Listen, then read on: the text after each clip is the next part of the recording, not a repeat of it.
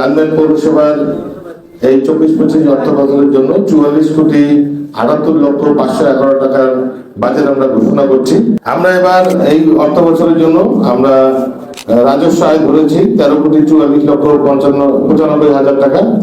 লালমনিরহাট পৌরসভার আধুনিক ও জনকল্যাণমুখী স্মার্ট পৌরসভা রূপান্তরের লক্ষ্যে 2024-25 অর্থ বছরের উন্মুক্ত বাজেট ঘোষণা অনুষ্ঠিত হয়েছে।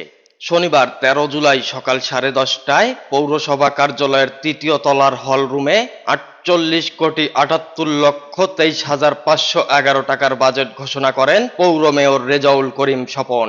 নতুন মোট আয় ধরা হয়েছে 48,78,23,511 টাকা। এর মধ্যে রয়েছে রাজস্ব আয় 13,44,95,708 টাকা, পানি শাখা থেকে আয় 63,30,356 টাকা এবং উন্নয়ন বাস্তবায়ন খাতে প্রাপ্তি 34,69,97,447 টাকা।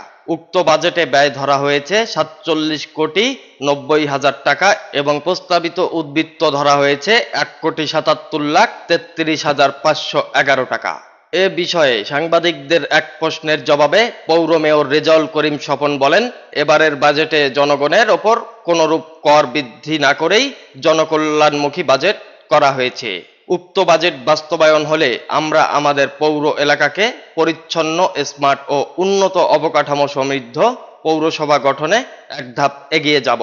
তিনি উল্লেখযোগ্যভাবে মেধাবী শিক্ষার্থীদের বৃত্তি প্রদান, বিতর্ক প্রতিযোগিতা, বিনামূল্যে চিকিৎসা ক্যাম্প, মশক নিধন, বেওয়ারিশ লাশ দাফন, বৃক্ষরোপণ, ক্লাব ও ধর্মীয় প্রতিষ্ঠানে আর্থিক অনুদান, খেলাধুলা ও সংস্কৃতি, বিভিন্ন জাতীয় দিবস উদযাপন, মাদক তামাক জাতীয় দ্রব্য নিয়ন্ত্রণ, রাস্তাঘাট ও রোড ডিভাইডার সৌন্দর্য বর্ধন, কঠিন ও পয়ঃবর্জ্য ব্যবস্থাপনা খাতে উল্লেখযোগ্য অর্থ বরাদ্দ রেখেছেন।